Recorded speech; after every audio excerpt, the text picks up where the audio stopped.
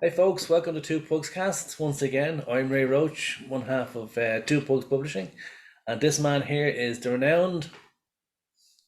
Jim Lavery, the other pug of Two Pugs Publishing. I'm very, very, very proud to be so. Welcome back, and yeah, good to see you again, Ray. We're back at it again, and what do we decide to talk about this week is artists and art. Is that Artists. right? Am I right? Yeah, that's a really Feckless, big field, though. lazy. You know, there's so many. Yeah, Everyone knows the greats, Alan Moore. People who started off as yes, drawing and went into writing full time, that kind of thing, and then yeah, they forget they were artists. Like Hickman and people like this. And mhm. but when I was growing up, we thought Stan Lee drew all these comics, And like you said, Yeah, we didn't know yeah, different, yeah. you know.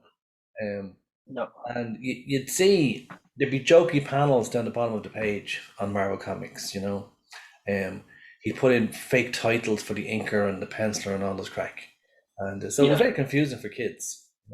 yeah, But we all know that early comics for us, now not the earliest comics obviously, but the 60s, it was all Kirby and Ditko, and they had done so much, not just drawn comics. They created tons of characters and rogues galleries, things like this.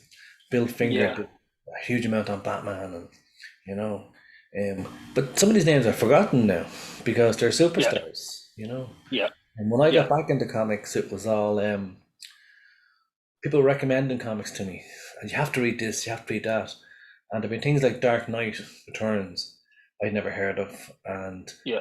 that introduced me to Miller, Frank Miller, and I didn't realize that I'd already read some of his Daredevil stuff and things like that before, long Yeah. Yeah. Oh, okay. Yeah. Yeah. you saw a comic here and there when you picked up in someone's house or something, but I wasn't collecting comics. But Yeah. he's an influence, like Mike Mignola is an influencer. They Mm. all drew mainstream comics. People forget that. They always remember them for the things they hit big with on their own, like Sin City and 300. And for Mike Mignola, it was BPRD and the Red Guy himself. But these guys, they influenced how a lot of other artists came along and then drew comics after that. And Mm. they would be the big influences that I can see around, especially people like Yeah. Jim with the overly musculature Batman.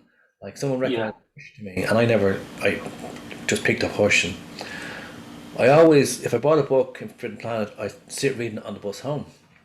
Yeah. Of course, I read it twice over on the way home because we live out in the country, so you know, and I was just amazed because it was matching up.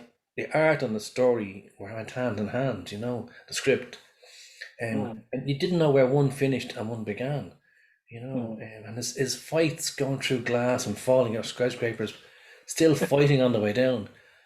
It was Yeah. mesmerizing, you know. Yeah. I think it set up a whole new genre, new school of how action could be portrayed. Yeah. But there are slightly modern greats, and then there's new modern greats, people like Tom Mm. Croker, people like that, and Jamie McKelvey. You know, what happens is I think these days the writer gets a lot more credit these days, than they ever did. And what happens is people say, "Oh, that's say the writer created Walking Dead. Oh, that's his book." They don't realize Yeah. this poor chap sat did nothing else for like 10 years, and it's you know that run is over and they're going their separate ways. But can you just imagine like the influence of like The Walking Dead, how it looks? Yeah. Yeah. It's everywhere, you know. Yeah. I have my Walking Dead's right here, just beyond my reach and everything. And and the greats is me. Um. So I think you and I have talked about this, that comics for us, it was really different. I feel like not sure if it's better or worse, but it's different anyway. That we would go to the local news agents, and there'd just be a couple of racks of comic books, and there'd be Eagle and Warrior and 2000 AD and I'm trying to think. There were girls comics as well, Mm. comics for girls, Bunty and Misty, and oh, I don't know, whatever they were, and everything. But there were a couple of rows of comic books, usually British. There might have been a couple of Spider-Man, a couple of Batman in there somewhere. And just before we started recording, I was saying that I didn't know that there was a difference between DC and Marvel. And to me, the Hulk and Superman, and they were just all the same. You know, I didn't really know about artists, and I didn't really. It's odd that the writers and the artists were invisible. And so, but I would look at what I would really enjoy. So the first comic I ever collected really was the Beano. And for anybody who doesn't know about the Beano, it's sort of like the funny pages in a Sunday newspaper, wacky characters, talking animals, and stuff like that. And it was just that extension of cartoons, really. You know, animals can talk, cars can fly, and so whenever you're a kid, you're in that mindset. So if someone comes along, and goes, right, there's Dan Dare, and he's what was Dan Dare? He was like a pilot and like adventure space pilot, whatever he was. You just go, yeah, okay. He's, you know, and it's the same as the Hulk. There's no in your brain. It's all that world of the thing. Oh, the Hulk is picking up a car and he's smashing it. It's the same difference as a talking cat. Oh, that cat's talking. You know, you don't even question it. You just go, right, it's a talking dog. That's where we're at. And we're off to the races. Spider-Man, yeah. I mean, nobody ever. There's something that really Simon Pegg talked about one time, and I swear I thought I had the same experience where he talked about how when he was a kid he was watching the Hulk TV show, and he's a kid. See, I think he and I are the same age, and the adults in the room would make comments like, well, where does he get all his trousers from? Because he That's rips right. his clothes off all the time. But he was getting really cross and angry because it was like the real world coming in, and he was going, you know, really, really cross. And I would do the same thing because you'd see these, you know, a talking car on the TV, and you just accept it. You just go, right, this is what's happening. And I wish the adults would shut up because it's it. And you know the thing about the Superman, like the whole thing about Superman, and I never questioned it as a kid. I was just like, you're just in it. And then the adults would come in and say things. Oh yeah, well, you know, nobody. She's the one who needs glasses. She can't recognize them without all that stuff. So yeah, I didn't know about the artists and everything, and people were talking about these guys and Kirby and all of this, and I was like, well, what are you talking about? And I'm trying to think the first. I can't really say. I can't honestly put my hand on my heart and say who was the first artist I kind of was mesmerized by or anything, because it was all the same kind of tumble jar of ideas and images. These animation, I think animation was the first thing, and I was trying to draw like, and the Beano comics looked like cartoons that I would see, you know. So, and I was trying to figure out how you do that, and you'd love to do that. And then you don't have to draw them moving or you get them to move. You could just draw a speech bubble, and then they just say the thing. That's just my head exploded. I couldn't tell you the names of any artists from when I was a kid reading comics. I know them now because they're all classic heroes, you know. Um, Yeah. Nowadays, you know, there are pairings, you know, the Scott Snyder, Capullo, people like this, Mm. you know, and they have Greg Pak, you know, and all these Greg Rucka, these names now are as real to me as Doctor Who. You know, like once upon a time I could list Yes. Yeah. Doctor Who characters and all the people who play Yeah. Doctor Who. Yeah. Not anymore, you know. But these people have become real to me in the last couple of years. You know, Yeah. and it's just incredible. Yeah, you I, unless people are into it, Yeah. you may as well be saying Swahili. You know, and when Mm. people talk to me about football or Formula One racing, oh, it's fantastic, and such Jensen Button and this, that, and this. And I go, what? And I get that back from people when I say this artist and that Yeah. artist. Well, an artist, the most people, an artist is Leonardo da Vinci, walking around in a long nightshirt, no trousers on, paint going Mm. everywhere, slapping paint on the canvas. Like that's an art. No. The average person doesn't get it, and that's supposed to. No, But no. the people who do, the generation now that's out there in their teens, they see art as a viable breathing thing. You know, um, it's a job. Mm. It's a way of expressing yourself. It can be everything to them, and Mm. it never has been before in a history. Yeah, The days when we lauded people for their genius. Now, how much is it worth? That kind of way. Um, yeah, and yeah, oh, you have to do something that makes money. I'm tired of people saying to me, "Oh, when Hollywood comes knocking, remember me? We were buddies back in yeah, the." yeah, yeah, yeah, yeah, yeah. I got fed up in work one day and I said to a guy, "So, how long have you been in the job?" And he said, "Oh, 23 years, And I said, "Why ask your commissioner then? Why are you still a police officer?" And he was, "Oh, well, I didn't get the breaks, didn't play the game, blah, blah, blah." It's a pyramid. Only one person can be at the top, you know? Yeah, And the same, we're a small indie press. Even in yeah, on air like level, there's someone yeah, who's about to break through and do something fantastic and be noticed. yeah, That could be us yeah, next week. You just never yeah, know. yeah, But there are people who will never understand, oh, it's a comic. Oh, someone drew that. Well, that's a waste of time. Art. I've watched myself grow more and more interested in the individual people who sit there and they sit at boards and they paint, and they tell a bloody story, you know. yeah, Um, but because I'm into it, I understand it. When I started, I thought it was like ATM machine. I paid for 24 pages. When do I get them? Next week? And people go, no, this takes a long time. yeah, And when you look at what other people have done, we tend to forget that it's not just the artist. The artist might have been a penciler, then somebody inked it, and then somebody coloured it. Before yes, the colorist got yes, to it, a flatterer got to it and spent hours, and then yeah, the letterer gets involved, and then to all these stages, there's editors, different types of editors, and it's because it's a huge industry, it's a huge machine. People tend to forget, that at every yeah, stage along the way, there's a genius sitting there that has a good idea, you know, for lettering, for coloring, for doing something that changes yeah, that book. And eventually the changes they've come up with become standard. People copy it, yeah, you know.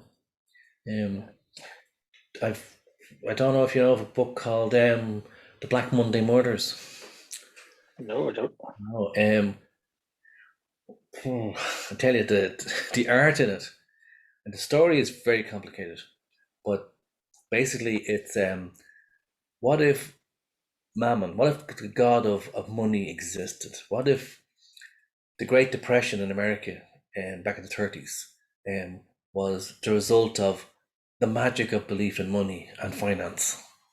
And there's a ritual involved, and there's families at war trying to control it.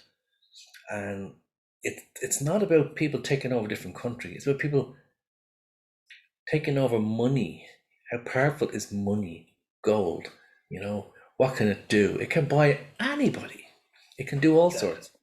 And there's a supernatural element involved because they're dealing with old gods who've been there forever.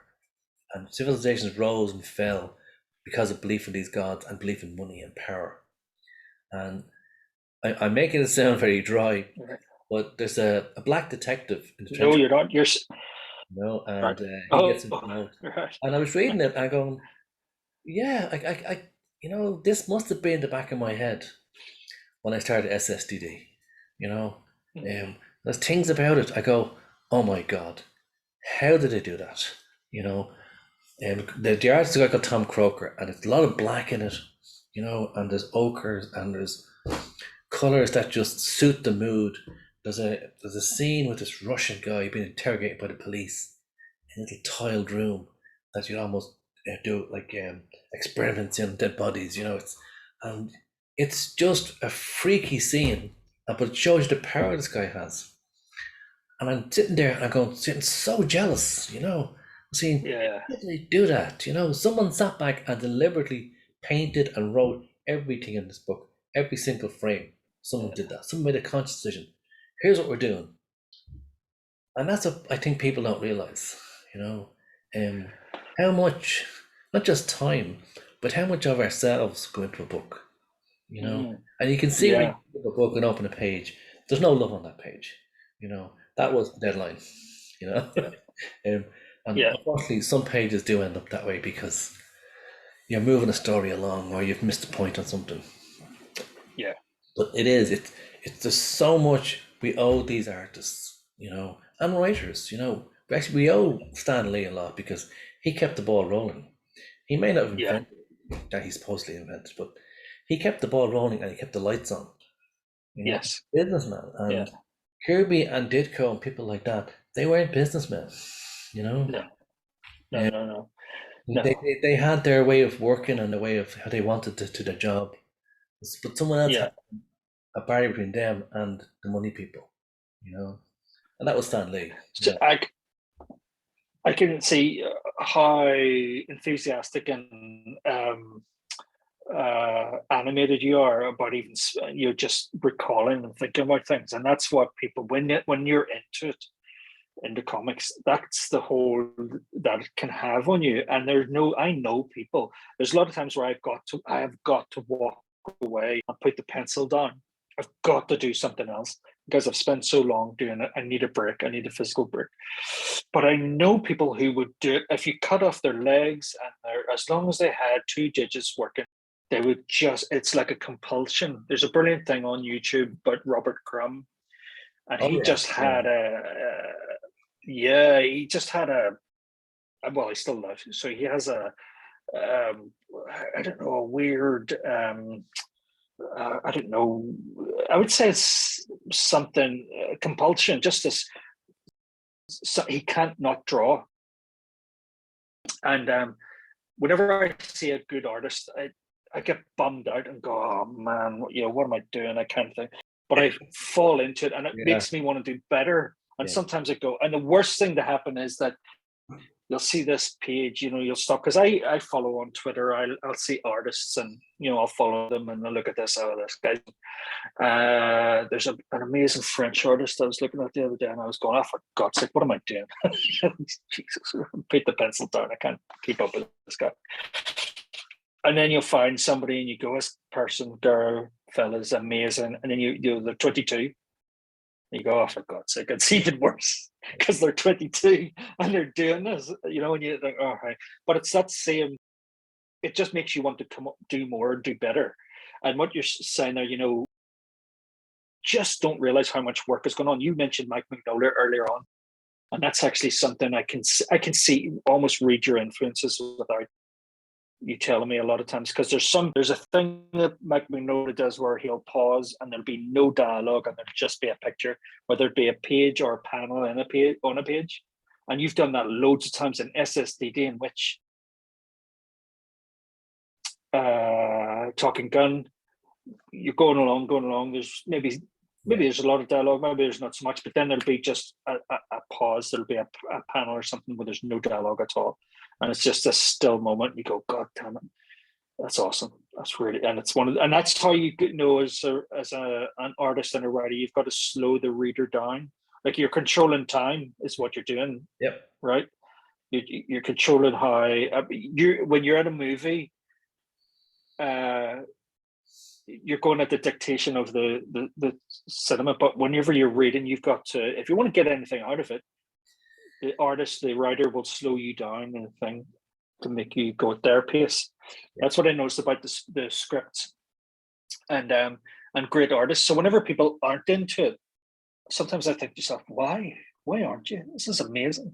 Like you're just talking about Black Monday. When people think of comic books, maybe they do think of spandex and superheroes and muscles, But here you're talking about old gods, the god of money, the Great Depression, a detective story. Like, why wouldn't you want to, if you're putting Netflix down and go and read a comic? You're a fan of art, of comic art. I just love it. I love Yeah, poster art. I was sitting beside a posters. guy called Ben Hennessy at a convention one time, and I was looking through his portfolio, and he turned over, and portfolios are big things, and he turned over the page and it went boom, like, and it was like Raise of the Lost Ark, where he's shown the FBI agents the Bible, and this is the power of God coming down, and all they would know is, oh, power, oh, nice. And you turn over this yoke, and there was a detective in it, and in an old-fashioned noir detective office with the glass panel, and he's lighting up a cigarette, and there's a little bit of light coming in over his shoulder. This is Black Sad, and he's an anthropomorphic cat as a man. And I went, what the hell is that? He goes, oh, you don't know Black Sad? And then he filled me in on it, and it was a teaching moment, you know. And I went out and I found these. I think I found 4 out of 5 Black Sad stories, and there's everything in there. It's set in Europe. I think I've talked about it before, and it's it's not just run down a dark alley firing a gun. Mm, There's a time and place for that. This is a human being, feelings. He cares about the job. He cares about the people, and he wants vengeance for the people who've died. And he falls in love very easy, and all the best detectives do, and they can't maintain a relationship. And but they shouldn't, because their focus should be on protecting us, protecting the story. They shouldn't have to be yeah, happy families. And his Black Sad, he popped off the page. The choice of colors, the art. If you took away, it was done in Spanish, I think. If you took all the mm, dialogue away, you know what's going on in the story.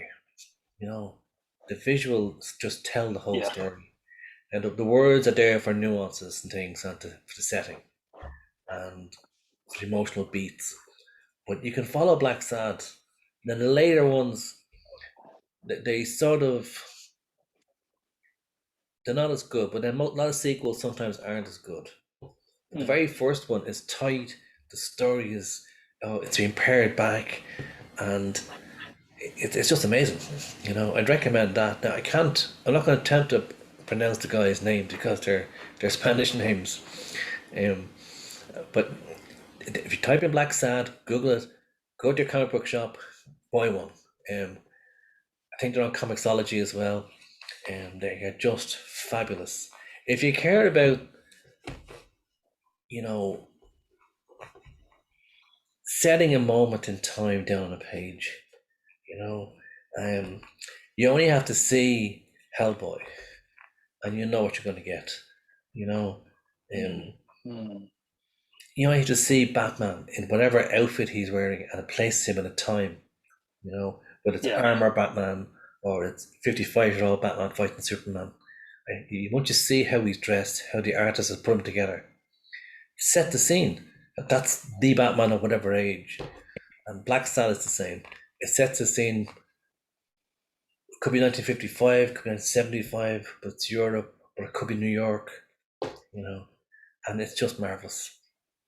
Um, and yeah. It's a great looking character. It's a great world that it creates, and that's when you step into the world, whatever the artist is, or whatever the book is. You step into that world. So there's literally, if whatever you're into, even Roy of the Rovers, even if you're just football, if you're oh just a yeah, yeah. sport person, Um, there'll be a comic. yeah. The problem with some things is that they're like Lidl and Aldi when they give you these every time you go to their shop. They come in special offers. For a Yeah, week, 2 weeks away, and then 4 weeks away. A lot of comics are promise a lot, you mm, know, and what you bought today is what you needed. But next week you need a motorboat. The week after that you yeah, need, a leaf blower. That's what you really yeah, want. So we're teaching you yeah, now, but think that's what's coming. I find a lot yeah, of comics are like that. You can pick any one up, any issue up, open it up, and the same things are happening in each one. There is duplication in all comics. You end up setting a composition the same way because there's only so many compositions. yeah, There's only so many ways you can put two characters together in a panel and have them do or yeah. say something without repeating yourself. It's just the nature of Yes. it. Yeah. No one ever questioned 10 years of the X-Files, you know, doing the same thing, not quite making it, not quite explaining anything. But the joy of it, the joy of getting that thing every week, getting the Rider Rovers or getting the Bunty, it's, you know, even Viz, the joy of it was living in the moment, you know, and you've got something that's frozen in time. You come back in 2 weeks later, that comic hasn't changed. You've changed, Yeah. you Yeah. know. There Yeah. were books that were recommended to me when I started with comics a couple of years ago. And at the time I went, yeah, sorry. Now I Yeah. read them again and I go, I get what the guys are doing. You know, Yeah. um, it's I had, sorry, go sorry, on. go ahead. No, go on. I had, I'll just say this, and I'm not sure how to say it. And well, I had a really weird journey to comics. So, I interrupt you. Sorry, Ray. I No, interrupt no. your, but you said something, and it just triggered or something I wanted to say. And so, let's say the Dark Knight Returns. I read the Dark Knight Returns when I was, I want to say, 15 or something, right? And everybody knows there's the three greats, isn't there, or three or four greats of comic books: the Dark Knight Returns and Watchmen, Killing Joke. What would be Yeah, the other? I'm not sure what you'd be. You know, there's three or four that are up there that everybody just we say they're the greats. And what I'm not so sure, and I know that's kind of it's a stupid thing for me to say because who am I to say those things? But there's a couple of opinions, and I wanted to get your opinion on because first of all, there's the shock whenever you're reading comic books and you're reading the Beano and the Dandy and something like this. This just reminds you were just saying there of how you could come at things like at two different stages. The first time and you have two different reactions. So when I first read the Dark Knight Returns and I was a kid and I was young, I was thinking I never knew comics could be this way. And I think that was the impact of the Dark Knight Returns, that people hadn't considered treating comic books in this way, in a grown up way. Although you would imagine in Europe, they had a tradition, in Japan, they had a tradition in this, but just not maybe in American comics. So I reacted to it in that level. I said, this is amazing. It's incredible. Can you believe this? Batman? Wow, this is, and all of that. And then I read it when I was a bit older and go, this guy's a nut. This guy's Frank Miller. Frank Miller. He's a nut. This guy's crazy because it it it's like a right wing paranoid. Everybody's society's broken down. Everybody's corrupt, and the only person who could sort it out is the billionaire, the rich billionaire who's essentially, tech company, but really, an arms dealer essentially. And you're thinking, that's a really, really paranoid. Just as you get older, you think the world changes. From whenever you're 15 and you've been out in the world for a few years, and your perspective of the world changes. And at the one ends, and which is also the brilliance of the book, that you could read it one, which is what you were saying there. You could read it once and have that reaction. Whoa, he's awesome! Yeah, these mutant gangs, and he comes in and he punches them all, and then they're on. He beats the leader up, and so on and so on. Then he fight man. You're Superman. Yeah, you're feeling that when you're a teenager. This superhero, this Superman, yeah, up yours, mate. Batman kicked his ass and all of this. And then you read it as an adult, you go, this guy's off his rocker. Yeah, I think he's absolutely off his rocker. He's, his vision of society is just so horrible. It's just all corruption everywhere. And what you need is, the White Knight to come in, or the Dark Knight to come in and to punch everyone in the face and set the world to rights. So sorry, I completely derailed your point there, but just we tend to forget the time period these books came in at. Yeah, Watchmen, Paranoia, how can we frighten countries, to stop making huge bombs, stop trying to rule other yeah. countries. There's no business ruling, you know, sort your own problems out, help the world. And we have superheroes who aren't actually doing that. They're running around beating up low level bad guys. And then one Mm. guy takes it himself to produce this threat that gets everyone together. Because the enemy of my enemy is my friend. Mhm. And when I first read it, I read it all in one sitting, and I thought it was fabulous. I wasn't that pushed about the giant octopus creature in the book, but of the time it was, yeah, you know. I read it afterwards, and I read it with a different viewpoint, and it didn't thrill me as much, you know, because I realized there was something Mm. familiar about it. I'd seen it Mm. before. I'd seen it on the Outer Limits and the Twilight Zone and things like this. And I'd read a book, a short story by it might have been Ray Bradbury or one of these guys that time. That's been done before, but he did it in a comic version. Mm. It hit the right place, right time with people. They were paranoid, and something should be done. Sort the world out, governments. That's what you're there for. Um, Yeah. but once I realized it's an old story that's been done before. It didn't capture me the second time round. Yeah. Uh, like there's other stuff Moore did that I like, prefer, but he's done a lot of stuff that I wouldn't have in the house. He got involved in Yeah. some weird stuff. Okay, the laws have changed on age of consent and stuff like that, since Victorian era, Mhm. um, and I just think certain things are taboo.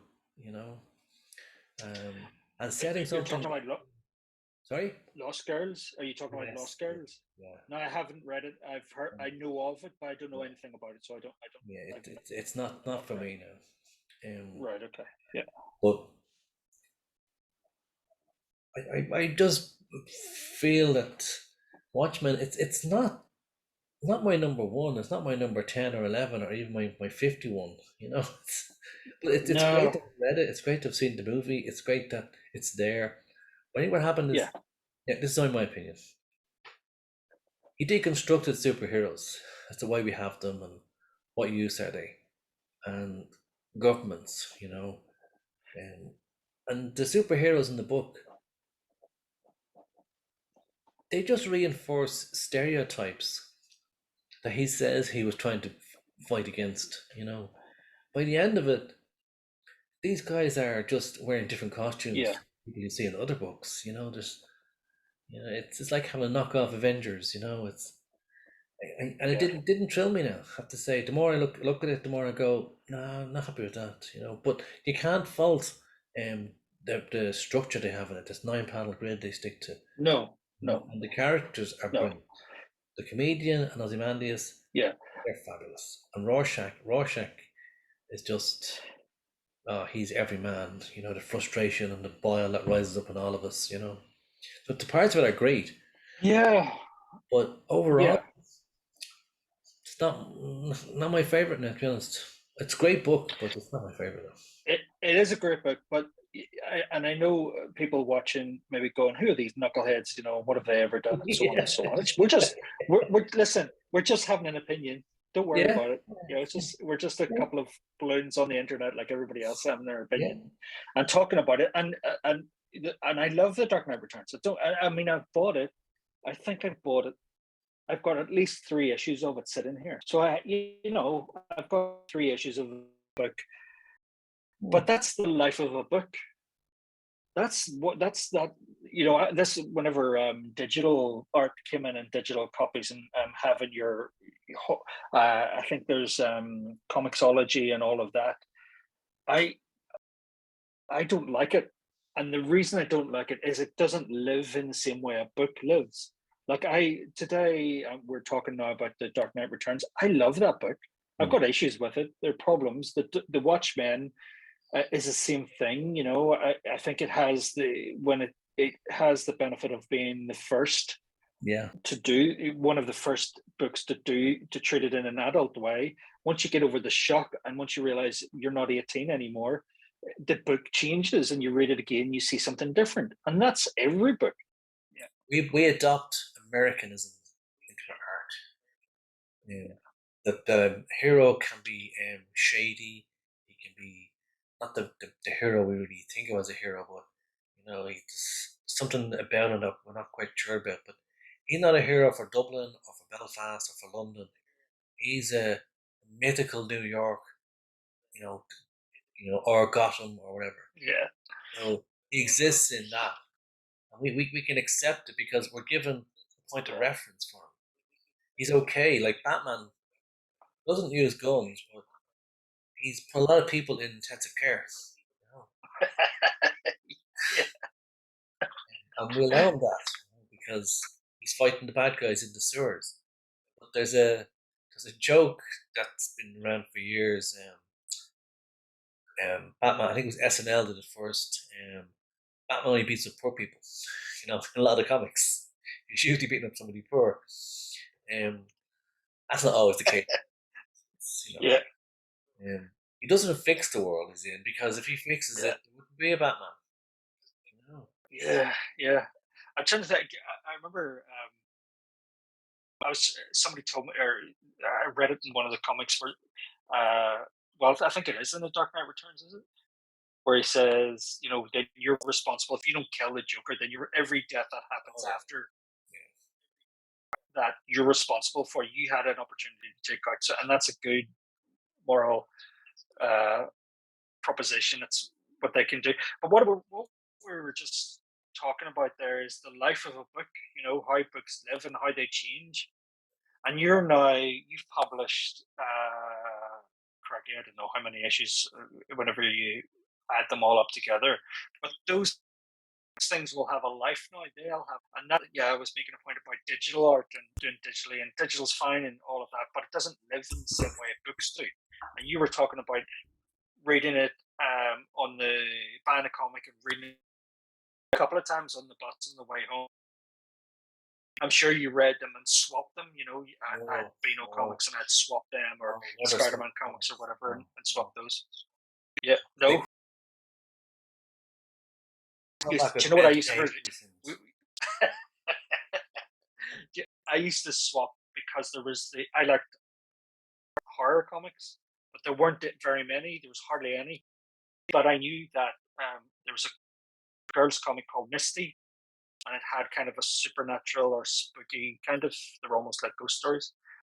But it was a girls' comic, so I couldn't go in and buy a girls' comic. I couldn't be seen with a girls' comic. But my mate's sister read it, so I'd swap him. What I didn't know was he was just giving me her comics. So I thought it was, I would give her, she could send everything, and he was like, "Yeah, take them," and then he was just keeping my comics anyway. But that's how these things live. You don't know all the issues of your books that you're sold and are out there now are having a life. They're becoming. That's how books work, and then they change. And in a couple of years' time, I'll reread Watchmen and Dark Knight and something, and maybe it'll change again. You'll see. And that's the brilliance. That's why you're dedicated to the art form. You go, this thing changes. It's deep. There's things I never recognized. You could just take it as explosions on the surface level. Just gunfights for the sake of it. But if you want to, you can just get into it, and there's much, much more going on, and it's changing all the time. What was the first kind of? Do you have an image in your head of like a piece of comic art that really sticks in your head? So for me, it would be the Batman, the really famous Batman, Neil Adams Batman, where he's in the desert. He's kind of lurching forward. He's running. There's a desert behind him. He's fighting Ra's al Ghul or something. There's a really famous Neil Adams thing, and that just sticks in my head because it's of the 70s whenever I was really young, and I guess I just must have seen it, but that's a piece of art that just sticks in my brain. Is there anything like that for you? Um,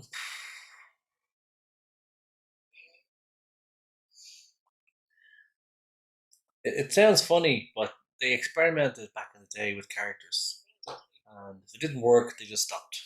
There was no resolution. The story didn't end. They just stopped printing it. Back in Gotham, back in Metropolis. And no explanation. But they did one. It wasn't an Elseworlds one. It was part of the main story for Superman. But he was on a foreign planet. It was like a prison planet, and everyone was pointing up and up and going, "Oh, Raggedy Man!" Going, "Look, it's Superman. He can fly." And Superman's flying with a raggedy cape on. He's got kind of a beard as well. And he looks a bit dishevelled. But when you open the comic, it's a fake suit, kite thing he has sewn into the cape. But he just jumped off and he glided over these guys. I gave them hope. And I always loved the cover of that, you know, because it Yeah. was, yeah, even in those dark times, he's putting the image out there of I'm Superman. Um, Yeah.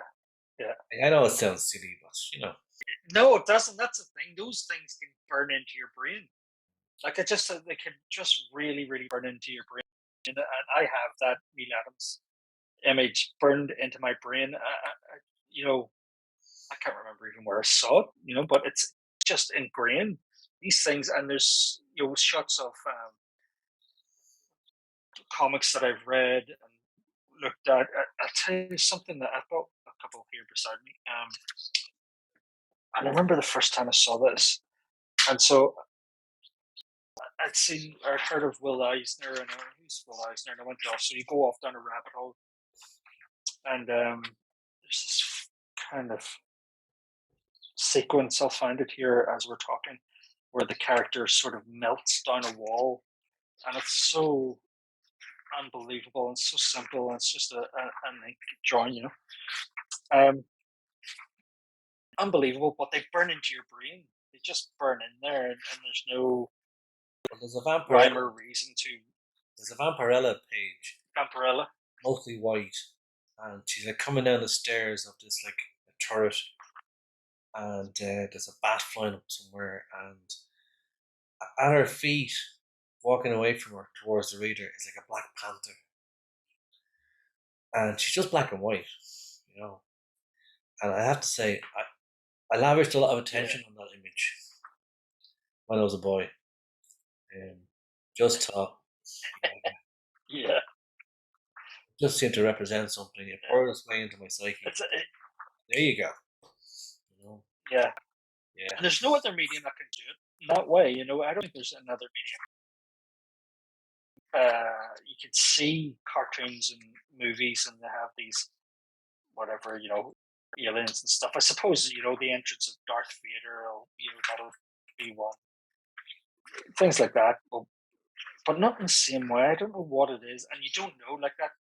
Obviously, grabbed you probably for a couple of really obvious reasons of Vampirella, and I think it's a very sexually charged image, her and the cat and the feline, the body movements, all of this. And you can see the correct image on the right girl, or sorry, on the right day, and it just burns into your brain. It captures you, and you'll never forget it. I can't find this page, but anyway. But things like that really register with me, just images. And I think because I think in images, I think in pictures, I had a really when I was at school, I was just in comics as a career. Like, if I went to the careers officer at school and told them I wanted to be a comic artist, they'd just look at me and go, "I don't know what to do with you. Not go on, cheerio." And so I didn't. But I knew it was kind of something with art, and I went off to art college. And as what else do you do? You're interested in art. You're got I don't know, am I talented? Have I got a talent here? Is it worth investing in? It seemed obvious that this was the thing I was going to do. So anyway, well, what do you do then? Well, you go off to university or college or something or other, and that's what I did. So, but in terms of comics, it was, I'm not going to say useless, But yeah, I can't think of another word. So I got to learn, with drawing classes and anatomy classes and that kind of thing, and that was fine. We did all of that. But as for learning sequential art, think about, and when I did the whole way along university was, if anything, to be an illustrator.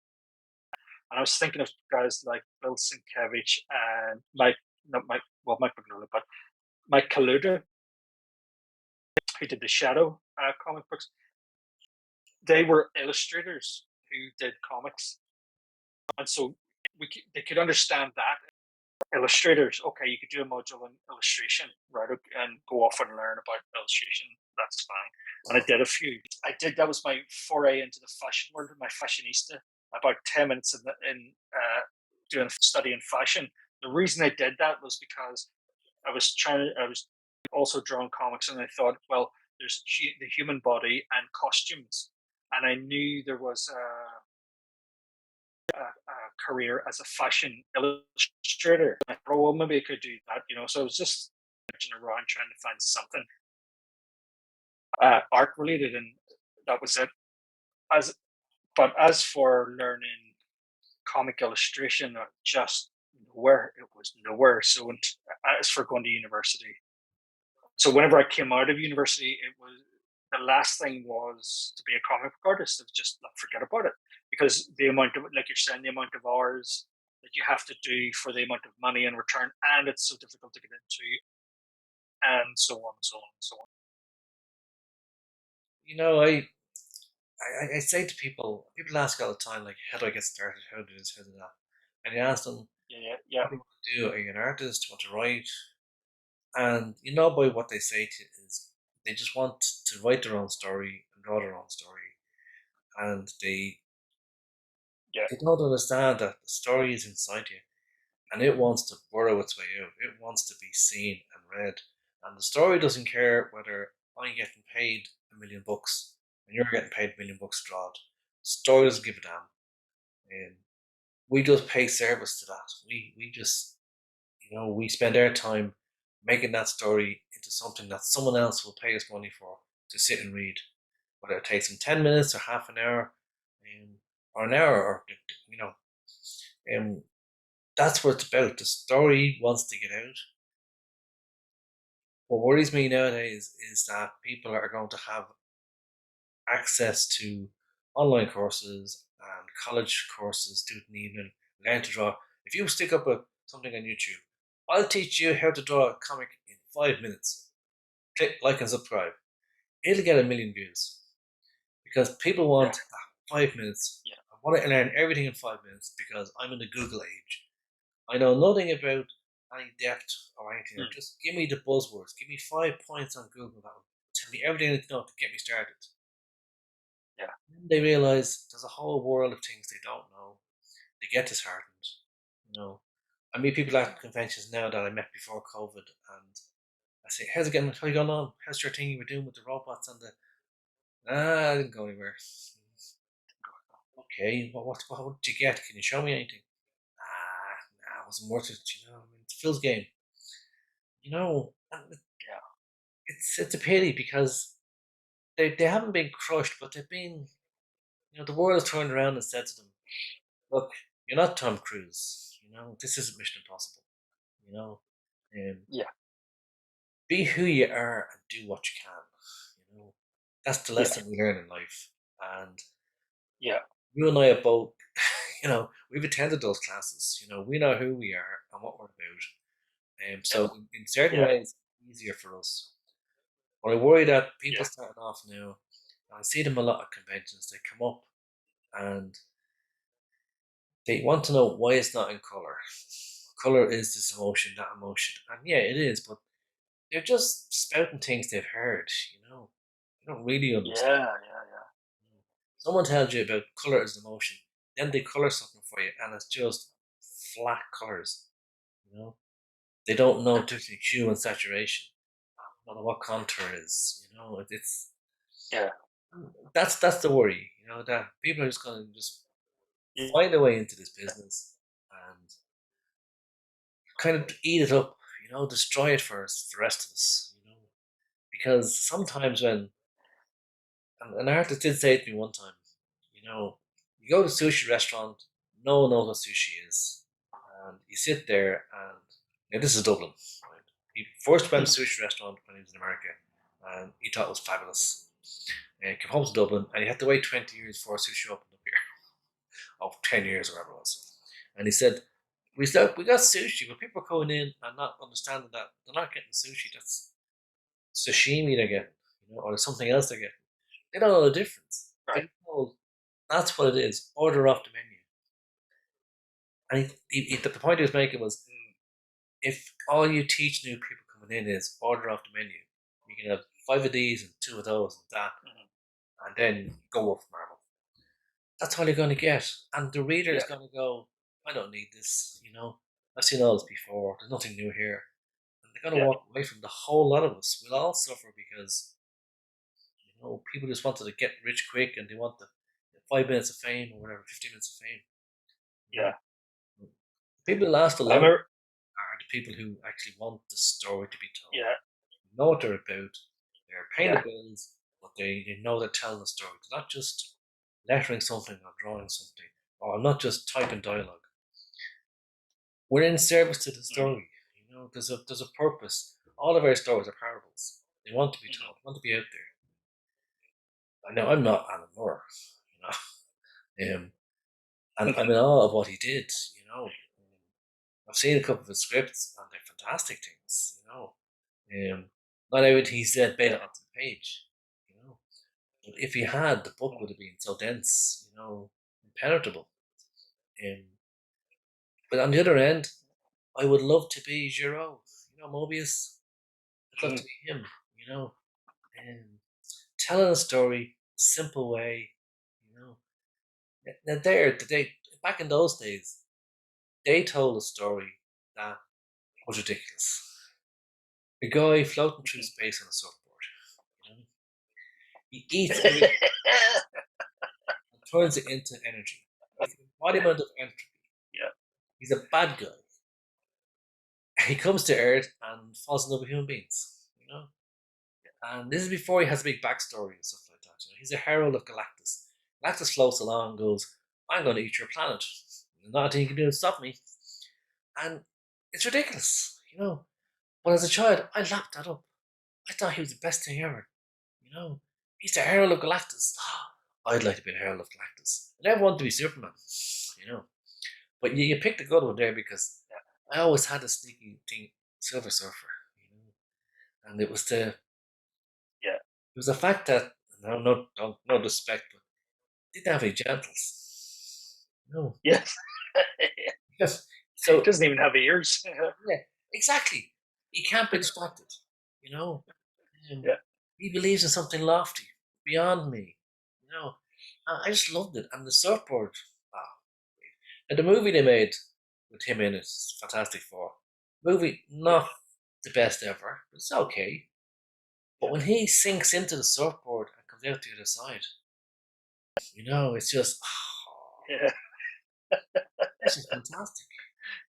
But Silver Surfer, he was the dude. It was just and I know the stories have moved on since then, and he's done other things, but he'll always be my Silver Surfer with the flimsy newsprint paper, where the yellows came through on the far side. Yes. And no, that's the really interesting thing about it, and this is why we're sitting here. You and I could be doing anything at all, but we're sitting here talking about comic books, right? And trying to kind of put across. I think you're doing a really terrific job of putting across just what this medium can do, and if you've got every book reflects the amount of effort that you've put in. It'll be there. That's recorded for you. If you've spent 10 minutes on it and it's a stickman drawing, well, okay, that's fine. But that's it'll look like that. And what's really interesting, these, and I'm saying this as an example of how they can grab you like this. It's really interesting that when you were reading the Silver Surfer, the version of what you're reading, it's so optimistic, and even though there's this galactic threat, there's this bright colors and they're optimistic, and he makes an appeal for, he advocates for humanity. You can't let this. There's so much worth, and I suppose they reflect the times, don't they? That they've in the 80s black and white. Now the Watchmen was color, and I'm thinking about Sin City and everything. Heavy blacks and lots of cross hatching and darkness and everything, and the characters were dark. You think of the Punisher and all of this. Just a reflection of the times, and I'm not sure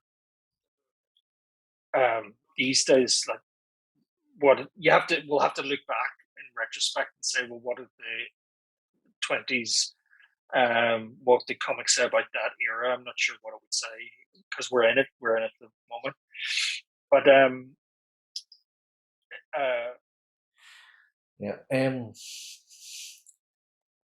you said something very telling a while back. You said you have to do it. You can't wait for the mood to be in the mood to do it. You just have to do it. And there's two prongs to that. One is we have to get it finished because we have to sell it. We have to make a few bob to keep us turning over to make the next one. Beyond that, you have to do it. I just have to sit down and write it. I've written so many short stories and ideas and scripts, even since the end of COVID. Through COVID, I was keeping busy. I was inking, I was doing other things, I was spending a lot of time on stuff. I was writing 2 books, 2 prose books, and I was just too much. I couldn't do it. My brain just got frazzled, and I wasn't concentrating on any one thing. And I was always laser beam direct. I was always, don't move a muscle till we sort this out. No, put this off the agenda next to meeting. No, sort it now. No new meetings. Sort this now. That was always me. You had to get it right first time. Yeah. That's it. You're not professional. Go with me. That's who I was. Yeah. But over COVID, I lost concentration. I lost focus. It just felt like it was never going to happen. Never going to be anywhere. I was doing this just to have pages, wonderful art on my computer, and it's funny, but if you can't show it to people, it doesn't feel the same, and it's not about being told you're fantastic every time. It's someone coming back and saying, why did you make Helga so sexy? And I go, actually, I didn't, and they go, yeah, and they ask me questions like that at the table, and I'm very honest. I there's no party line with me. If you ask me a question, I'll tell you the answer. Even if I make myself look like a fool, I don't mind, when people to ask me questions, where did you get that idea? Like, is Talking Gun, is that a prequel to The Walking Dead? No, I never even thought of it. This guy came up and asked me. I bought a copy. Yeah.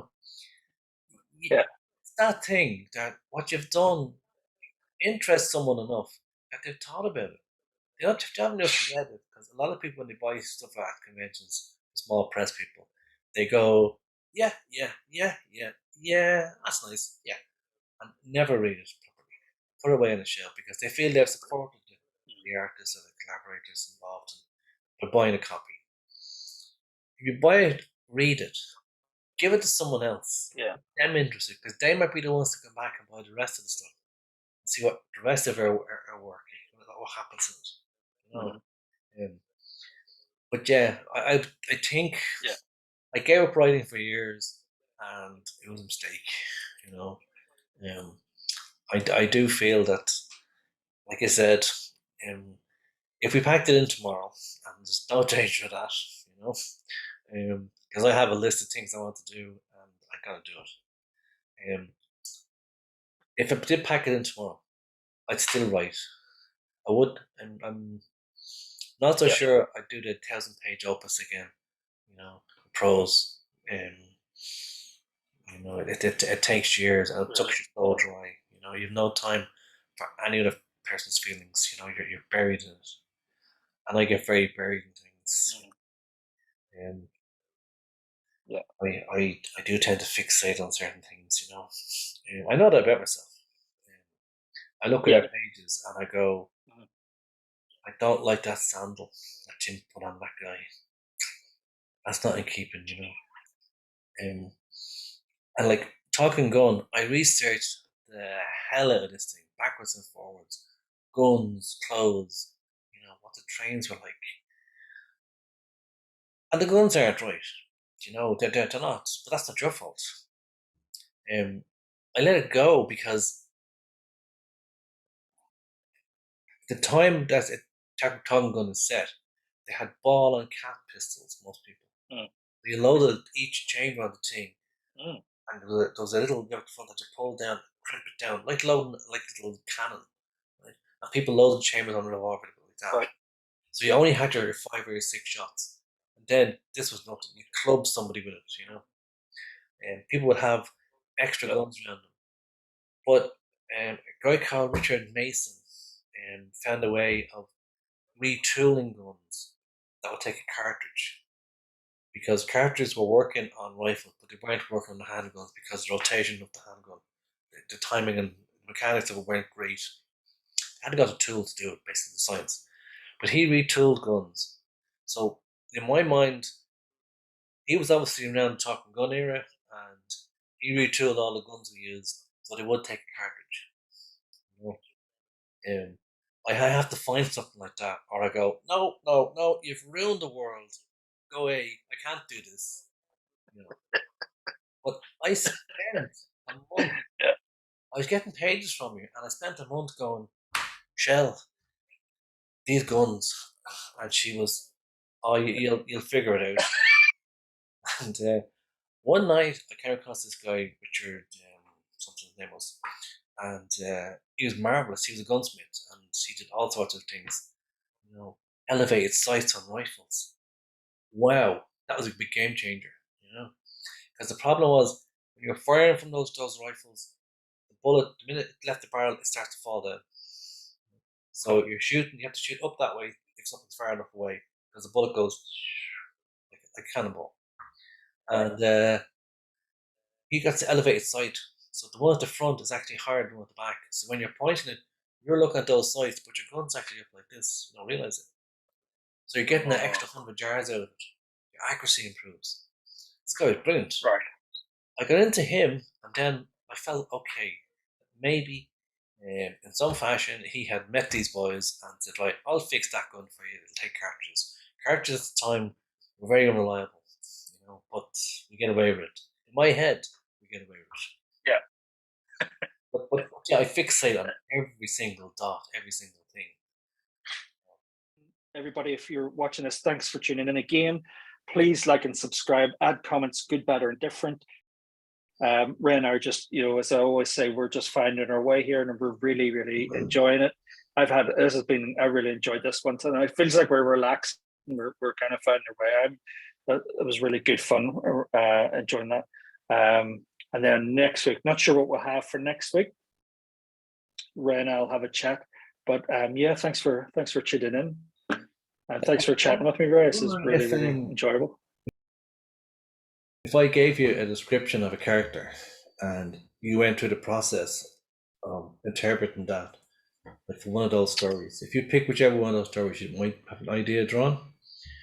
Say, main character, you know. Yeah.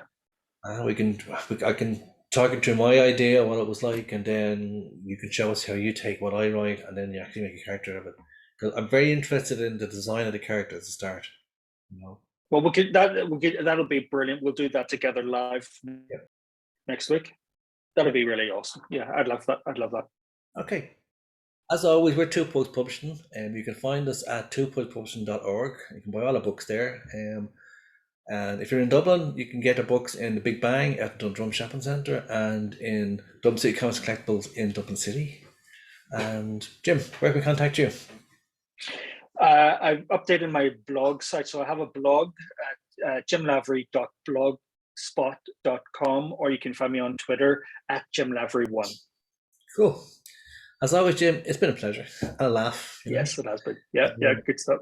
Talk to you again next week. God bless. Great stuff. Thanks, Ray. Cheers. See you next week.